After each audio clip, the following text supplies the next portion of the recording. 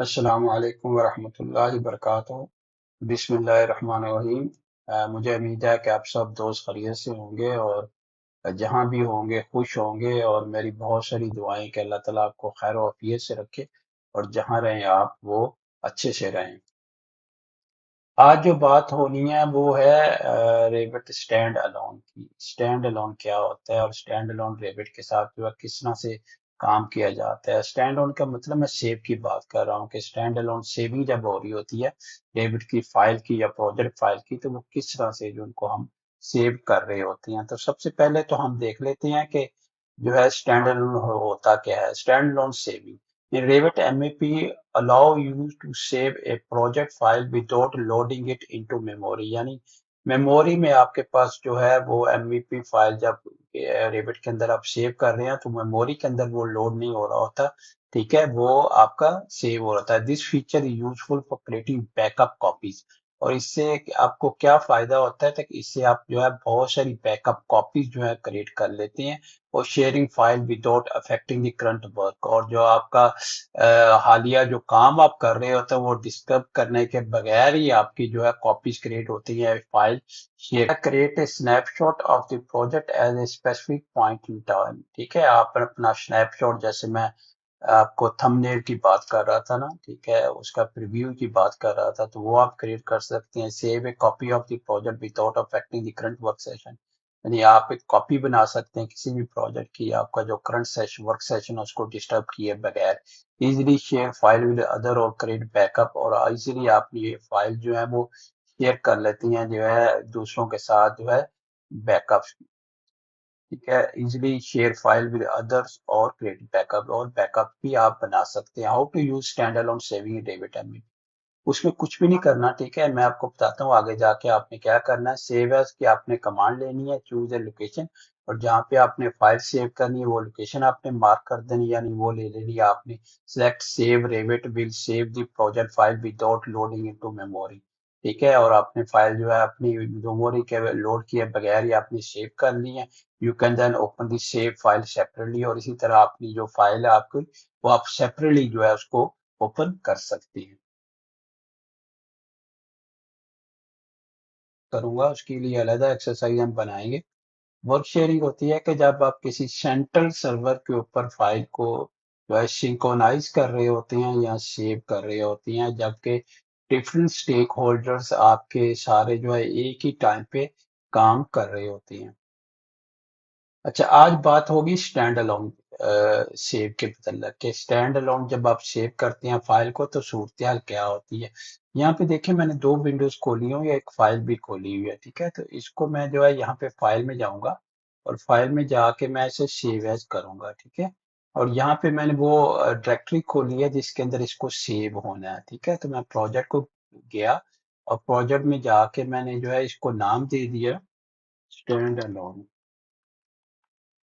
ठीक है, stand alone इसको मैंने सेव कर दिया। जैसे मैंने इसको सेव किया, ठीक है, तो ये सेव होके ठीक है, दोबारा से सेव करते हैं, सेव एज।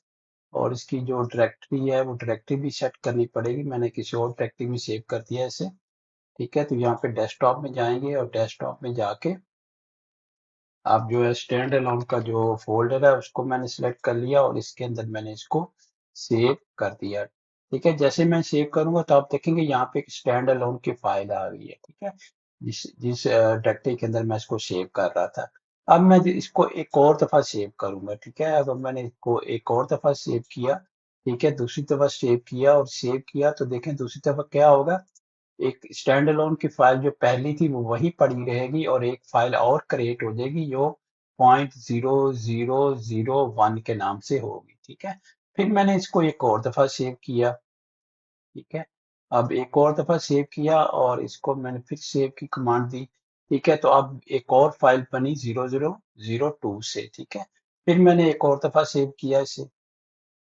ठीक है, और इसको सेव कर दिया तो अब आपकी बन गई 003। अब आपने ख्याल रखना, ठीक है, ये क्या कहाँ से हो रहा होता है, या सारा जो अमल है या सारा जो प्रोसेस है कहाँ से हो रहा था। जब मैं फाइल में जाता हूँ ना और जाके सेव एज सेव एज को सिलेक्ट करता हूँ और यहाँ पे प्रोजेक्ट को सिलेक्ट करता हूँ, तो यहाँ पे मेरे पास ऑप्शन आ रही होती है। ठीक है, ये देखिए ऑप्शन आ रही। इन ऑप्शन को मैंने सिलेक्ट करना है। जब मैंने ऑप्शन को सिलेक्ट करूंगा तो यहाँ पे मैक्सिमम बैकअप बता रहा होता है कितने बैकअप है। ये देखें 3 बैकअप है, इसमें 3 बैकअप आपके बना दिए, ठीक है, 1 2 3। लेकिन अगर आप एक और दफा सेव करेंगे तो फिर क्या सूरत हाल होगी, फिर देखें ये 1 है, ये 2 है, 3 है, ठीक है। अब 1 को ये चेंज करेगा, 1 को चेंज करके ये 2 कर देगा, इसको 3 कर देगा, ठीक है, तो इससे नंबरिंग चेंज करेगा, ठीक है। और इसके अंदर जो ये वाली आपकी जो डायलॉग बॉक्स होता है, इसके अंदर जो है अगर आप फर्ज करें वर्क शेयरिंग में जा रहे हैं, ठीक है, तो वो ये वर्क शेयरिंग की सारी फॉर्मेट होता है, ठीक है, जिसमें आप कॉम्पैक्ट फाइल भी कर सकते हैं, उसको भी कर सकते हैं। उसके बाद थंबनेल प्रीव्यू होता है, ठीक है। याद है जब आप रेविट खोलते हैं तो आपके ऊपर वो सबसे पहले प्रोजेक्ट्स आ रहे होते हैं और नीचे फैमिलीज आ रही होती हैं। तो प्रोजेक्ट में जो आपने प्रोजेक्ट जो खोले थे, जो इस्तेमाल किए थे, तो उनके आइकॉन जो है उनके थंबनेल्स आ रहे होते हैं, ठीक है। थंबनेल्स यहाँ पे आपको किस तरह का चाहिए, एक्टिव व्यू शीट का चाहिए, ठीक है, या आपको एलिवेशन का चाहिए, या आपको फ्लोर प्लान का चाहिए, ठीक है, थ्री डी व्यू चाहिए, किस तरह का चाहिए, तो यहाँ से आप वो भी सिलेक्ट कर सकते हैं। और अगर आप चाहते हैं कि अगर फर्ज करें उसको आपने मॉडल को चेंज कर दिया और व्यू उसका चेंज कर दिया, तो फिर आप रीजनरेट भी कर सकते हैं उसे। यहाँ पे इस ऑप्शन को सिलेक्ट करेंगे तो वो रीजनरेट होके वो थंबनेल जो है वो चेंज भी हो जाएगा, ठीक है। तो इसको मैंने ओके कर दिया, ठीक है। अब मैं इसको एक और दफा सेव करने लगा हूँ, ठीक है। तो मैं जाता हूँ यहाँ पे, ठीक है, यहाँ पे सेव एज करता हूँ, प्रोजेक्ट को लेता हूँ और सेव करता हूँ, ठीक है। अब जब मैंने सेव किया तो यहाँ पे देखिए क्या सूरत बनी है। 1 को उसने 2 कर दिया, उसको 3 कर दिया, उसको 4 कर दिया, ठीक है। तो इस तरह वो बैकअप उतने ही रखेगा, लेकिन जो है पिछला जो बैकअप है उसको जो अगला नंबर है वो दे देगा, 2 दे देगा, 3 दे देगा, 4 दे देगा, और पहले वाला वहीं ही पड़ा रहेगा। इससे फायदा क्या होता है, ठीक है, खास करके इससे फायदा ये होता है कि आपका जो काम है किसी तरह भी आप लूज नहीं करते, किसी तरह भी आपका नुकसान नहीं होता, आपके बैकअप आपके पास मौजूद रहते हैं, ठीक है। और जो दूसरी और चीज बता दूं, अगर आप वर्क शेयरिंग पे काम कर रहे हैं तो फिर आप याद रखें ये उस तरह से नहीं है जिस तरह से एक्सरफ काम करती हैं आपका ऑटो कैड के अंदर, ठीक है।